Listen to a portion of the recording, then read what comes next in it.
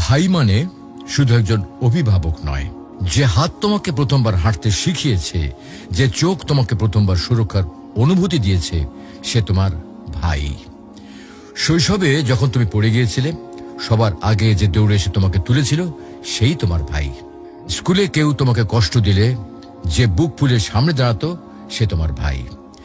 বাইরের পৃথিবী হয়তো ভয়ঙ্কর, কিন্তু ভাই থাকলে মনে হয় কিছুই হবে না। ভাই তো আছেই। ভাই কখনো প্রকাশ করে না, কিন্তু সে তোমার জন্য নিজের আনন্দ ত্যাগ করে, নিজের কষ্ট গোপন করে।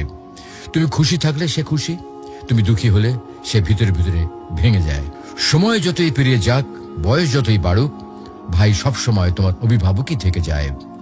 বিয়ের পরেও দূরে থাকলে ফোনে শুধু একবার বলবে, ভাই আমার একটু সমস্যা হয়েছে, আর সে দেরি না করে তোমার পাশে হাজির হবে।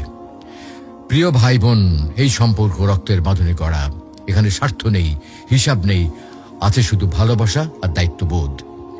যতদিন ভাই বেঁচে আছে, ততদিন তোমার জীবনে একজন নীরব অভিভাবক রয়েছে, যে সব সময় তোমার পেছনে পাহাড় হয়ে দাঁড়িয়ে রয়েছে।